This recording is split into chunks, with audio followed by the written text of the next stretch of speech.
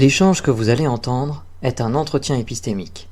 Il s'agit d'une conversation asymétrique dans laquelle on s'intéresse à notre interlocuteur en lui posant des questions. Au travers de celle-ci, nous cherchons à comprendre les raisons qui motivent son avis. L'objectif principal de cette forme de conversation est de passer un moment agréable et mutuellement enrichissant. Discussion à tous les deux. Merci Russell. Salut, merci pour tout. Salut, Pauline. Je peux t'appeler merci. Ouais. Oh, tu veux je suis connu sous Carwan parce que j'ai un autre compte principal. Carwan, comme tu préfères. C'est toi qui décides. Ouais, bah comme. Carwan, ouais, allons-y pour Carwan, ça va pour toi. Alors, salut Carwan. Je t'appelle Progix. Ouais, je m'appelle Progix, tu peux y aller avec Progix sans problème. Déjà, est-ce que tu passes un bon dimanche? Plutôt, ça va, on va pas se plaindre. Ok, super. On a connu pire. D'accord, bon, bah, c'est bien de regarder un référentiel pire pour se dire que c'est un bon dimanche. Quel est ton avis? Le samedi soir était plus déprimant. D'accord, donc il y a aussi un contraste positif vis-à-vis d'hier. Voilà. Ouais. Top. T'es monté pour parler de l'ISS, je suppose, vu que c'est le sujet du jour. Qu'est-ce que toi t'en penses? Est-ce que tu penses qu'il y a réellement une Française dans l'ISS? Est-ce que tu penses que c'est un fuck? La vérité, je suis ami avec Marco et en fait je l'ai suivi sur le live où il était. J'ai découvert en arrivant. Après, c'est dommage, c'est que moi j'ai pas vraiment un avis parce que j'ai aucune donnée. J'ai même pas suivi, j'ai appris ça hier sur TikTok dans un live, on en parlait brièvement. Et après, oui, est-ce que c'est un fake? Je pense que l'ISS ça peut être plausible, ça peut être très très faisable. Et par contre, si après là je dérive un peu comme Marco, moi c'est plus le voyage sur la Lune où je suis un peu. Mais après, j'en fais pas une maladie, quoi. Alors, tu as très peu de données sur l'ISS, donc comme tu t'es très peu renseigné, l'ISS, regardé quelque chose en vitesse, et du coup tu sais pas. Parce que finalement, t'as pas cherché et donc t'as pas eu le temps de te forger une opinion. Est-ce que c'est correct? Ouais. Après l'ISS, je peux plus y croire parce qu'il y a une continuité, ils continuent à faire des choses et tout. Et la Lune, ça m'étonne un peu qu'ils soient là avec très peu de matériel il y a très longtemps et qu'ils sont pas retournés sophistiqués et continuer, quoi. Ok, t'es plus sceptique sur le fait que les hommes ont mis le pied sur la Lune. C'est quelque chose pour toi qui est faux, en fait. Ouais. Ouais. Et puis, je vois pas l'intérêt mais après, c'est pas quelque chose qui me rend malade, quoi. D'accord. Il y a beaucoup pire comme mensonge qu'on ne saura jamais dans le passé ou dans le présent, ou j'espère pas dans le futur. Par exemple, on parlait d'hommes-femmes. Aujourd'hui, on vit une belle époque mais il y a des endroits où même en ville, à Paris, tout ça, il y a même des enfants qui, vous voyez ce que je veux. Il y a des choses beaucoup pires. Ok. Donc, si je comprends bien ce que tu me dis, tu penses que les Américains ou l'homme en général ne sont pas allés sur la Lune, mais que c'est un mensonge qui n'est pas très grave. Est-ce que c'est correct? Pour moi, c'est du Disneyland, quoi. On veut épater la galerie.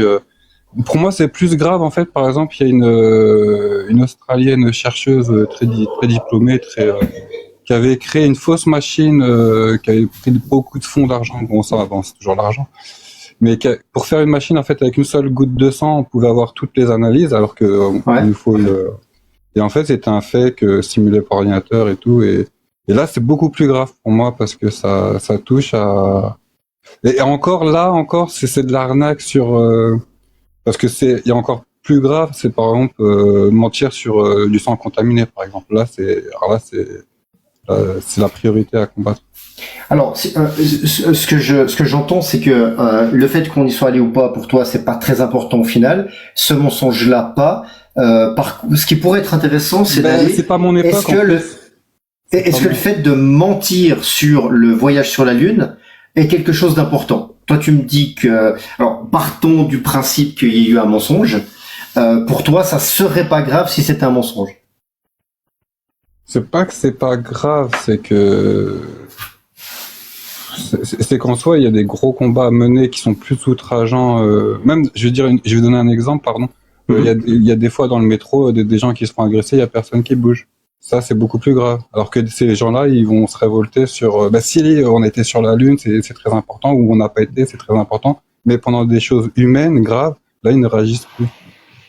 Ok, donc pour toi, c'est plus grave un groupe de personnes qui ne réagit pas quand quelqu'un se fait agresser que l'État nous monte. Est-ce que j'ai bien résumé?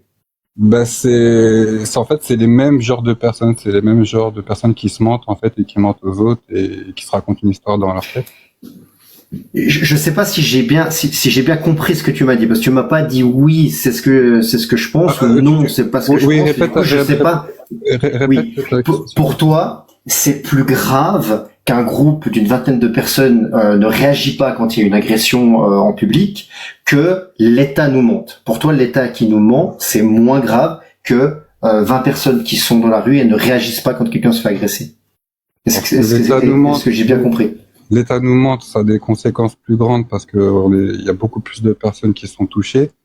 D'accord. Mais sur le côté de la Lune, c'est un côté en fait, si ça serait fake, bon, déjà c'était pas, enfin, c'était une autre époque, c'était machin. Après, c'est pas les gens d'aujourd'hui qui, c'est compliqué parce que, mais après, je suis pas trop dedans, mais c'est vrai que, enfin. Mais par contre, non, oui, pour moi, humainement, ne pas réagir face à quelqu'un en face de soi où on peut agir simplement, et c'est aussi ce que l'État fait en soi, puisqu'il ferme à ce qui se passe vraiment, et puis il veut faire, même si imaginons c'est vrai, oh là, on va sur la Lune, machin, mais il y a des gens qui meurent, il y a des guerres, on ne peut pas régler les problèmes qu'on a déjà sur Terre. Ok. Alors, peut-être, pour toi, quel est le mensonge le plus grave de l'État? Je te laisse choisir l'État que tu souhaites, la France, les États-Unis, peu importe. Bah moi, c'est quoi ça serait plus un peu comme ce qu'on voit pas en fait. Comme par exemple, alors là, je vais pas parler de la France, mais on peut, et je vais pas parler de notre époque. Par exemple, Kennedy qui est, c'est en fait dès qu'on arriver vers, sans parler il y aura toujours, enfin, c'est un peu comme Star Wars, quoi. Il y a toujours, à chaque fois, on fait le bien, puis il y a des gens qui veulent pourrir et faire le mal, quoi. Et à chaque fois qu'on met en pouvoir le bien, par exemple, on avait en parlant de la France et du passé, on avait un roi, dès qu'un roi faisait un truc, il y avait d'autres qui avaient du pouvoir par le roi qui voulaient pas que le peuple aille mieux, enfin. Je ne vais pas rentrer dans les détails, ça a toujours bougé, mais après on critiquait les rois, mais ils étaient très proches du peuple, et ils ont mis des choses en place sociales qu'on a aujourd'hui en France qui sont qui sont pas liées à la Révolution, il y a un peu ce côté aussi d'histoire qui est, je sais pas, on a tous en plus moi j'étais perte de mémoire, mais on a tous une vision différente. Enfin, même l'histoire par exemple, je sais pas si on a tous les. Et moi c'est pour ça après je me dis le plus simple c'est de se raccrocher à la réalité. La réalité, c'est qu'on est face à soi-même, à la bienveillance, la malveillance. En plus de qu'on doit se nourrir, se loger, faire attention aux catastrophes naturelles, où on vit, tout ça. Quand tu parles de la réalité de ce côté-là, tu parles de la réalité de tous les jours, en fait, de la réalité qu'on vit au quotidien, c'est ça? Ouais. Mais qui se déverse aussi dans tout, la politique, le cinéma, la musique, nos échanges aussi, parce que là l'échange est bienveillant. Après, on peut aller sur des débats sur le même sujet où ça peut se crêper le chignon, ça peut se crier dessus, ça peut. C'est pour ça qu'en fait c'est pas. Après on peut dire le débat est dangereux, non, c'est ne pas être. Enfin, en fait je pense trop à la bienveillance, à la malveillance, qui est vraiment le point que je trouve qu'on a. Enfin, globalement, là j'aime pas faire des généralités, mais en général qu'on a perdu, ou au moins sur justement comme on parlait d'État, enfin des gens qui sont, on va dire, en hauteur, qui sont pris un peu comme modèle, voilà, et qui influent plus de la concurrence ou de la peur, beaucoup de peur, que du partage. Ensemble, on va y arriver, ensemble, on va se serrer les coudes. Et après, je suis pas pro-chinois, mais j'espère que les Chinois arrivent à... Je connais pas du tout et je sais que c'est très, très négatif sur certains trucs, mais j'espère que dans le futur, ils vont réussir à ne pas faire, s'ils prennent du pouvoir, à ne pas faire comme les autres qui ont pris du pouvoir et écraser les autres et à faire vraiment une notion de partage et d'échange. Alors, Normalement, c'est la place de la France pour moi, mais peut-être on a un espoir là, avec Macron qui s'est un peu détaché de Trump, on peut peut-être trouver une indépendance, mais avec l'Europe, est-ce qu'on peut s'imposer? C'est un autre débat. Je m'excuse, hein, Carwan. Je t'en prie, recentre-moi. J'essaye de trouver une affirmation dans laquelle tu as une forte conviction. Tu dis, ok, ça c'est sûr, à 90, 95, 99% ou 100%.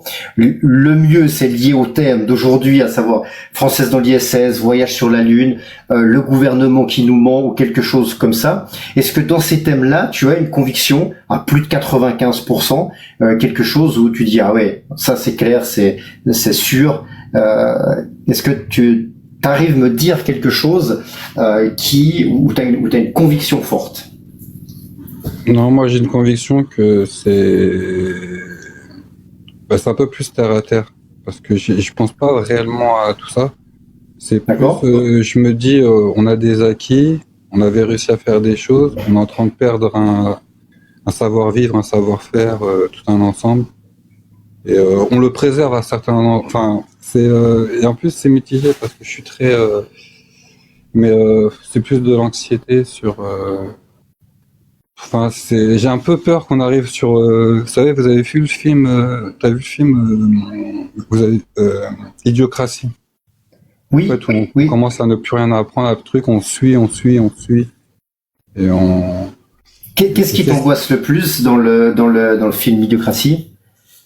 C'est que les gens ne réfléchissent plus par eux-mêmes. Ah, mais on nous a dit que c'est comme ça. C'est comme ça. Et puis alors la télé a dit n'importe quoi, mais ils prennent. Enfin. D'accord. Tu penses que réfléchir par soi-même, c'est une bonne chose?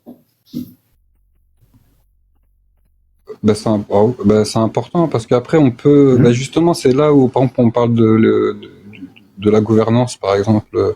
Par exemple, on va parler de l'école. On a de l'après-guerre. Donc en fait, c'est tout de suite pour nous mettre dans un truc sans réfléchir, être assez. Et je critique pas. C'était l'époque, mais on n'a pas su évoluer. Quoi qu'on l'a fait quand même un peu. Après, ça dépend aussi parce que c'est difficile. Enfin, c'est d'un côté, et en plus maintenant on a l'Europe, mais d'un côté. Après, ça dépend si la ville est forte. Je vais essayer de tirer des parallèles par rapport au film Idiocratie. Tu as l'air de sembler vouloir dire que dans l'époque actuelle, on se rapproche de ce qui est décrit dans Idiocratie. Est-ce que c'est par correct? exemple, oui. Par exemple, et qu'est-ce qui te fait penser ça? Le pire, c'est que l'exemple, c'est que le pire, c'est que ça a commencé à toucher même les dites élites qui sont censées être les plus performants mentalement. Et on voit par exemple McKinsey, on sait qu'il y a des coupes de budget et ils donnent des gros, sans parler de complot quoi que ce soit, ils donnent des grosses sommes d'argent pour que les gens réfléchissent à leur place, à des étrangers, à la mairie, au lieu de former des gens à réfléchir, même des fois il y a des têtes pensantes qui n'ont pas de diplôme et savoir à décrypter. On ne sait plus décrypter, on ne cherche plus à décrypter les esprits comme dans l'ancien temps où peut-être c'est rêvé dans les films et tout où on cherchait à. Tu trouvais que c'était. Alors, est-ce que je peux résumer dans le fait que lorsque on faisait plus de choses par nous-mêmes, c'était une meilleure période? Il y a aussi j'en reviens aussi un peu au côté un peu humain. C'est qu'en fait, avant on avait l'Église avec le roi, tout ça, donc on avait une certaine morale. Qu'on soit croyant ou pas, il y avait une certaine morale et une idée de partage, de fraternité. On était tous frères et sœurs. Et en fait, quand on a divisé l'État et l'Église, je pense que c'est une bonne chose. Mais enfin, je pense que c'est une bonne chose. Tout est une bonne chose du moment que c'est bien fait. Et ça a été mal fait. ça veut dire que ils auraient dû garder un socle de moralité, de tout ça, et en fait, justement, on est parti dans un système, on va dire, aujourd'hui, c'est un peu, après, ça veut rien dire, mais capitaliste, enfin, chacun pour soi. Ok. Écoute, je te remercie, Carwan. On a dépassé le quart d'heure. Je vais demander à mes camarades s'ils ont une question à emporter pour toi. Mais après, je me décrirais plus comme un chercheur qu'un indicateur. Mais, D'accord. Mais que j'aime bien, des fois, comme on dit, des fois, on est bien à deux cerveaux à réfléchir plus qu'un. Alors, Je suis désolé, j'ai pas de questions à emporter. Ok, merci Russell. Galactique, t'as une question à emporter pour Carwan? Pas de question non plus, désolé, j'ai été sur le chat là. J'ai pas trop écouté malheureusement. Merci Galactique. Clairette? Non, moi j'ai écouté, mais j'ai pas de questions qui me viennent là. Ok, merci Clairette. Carwan, je vais te poser la dernière question qui est la plus importante pour nous au live épistémique. C'est comment tu t'es senti pendant notre entretien cet après-midi? Très bien. J'ai des douleurs physiques, ça n'a rien à voir, c'est des douleurs physiques, mais sinon, non, ça fait du bien de partager et de recevoir des. Mais bon, après, moi, je pense on est dans le même monde. Hein. Oui, tout à fait. Bah écoute, moi j'ai eu du plaisir à discuter avec toi. Je te remercie pour ton passage et puis je te souhaite une bonne fin de journée. Bah, je te remercie beaucoup. J'espère qu'on aura l'occasion de se recroiser. Très bonne soirée. Ça marche. À toi et Bonne soirée. Salut. Salut.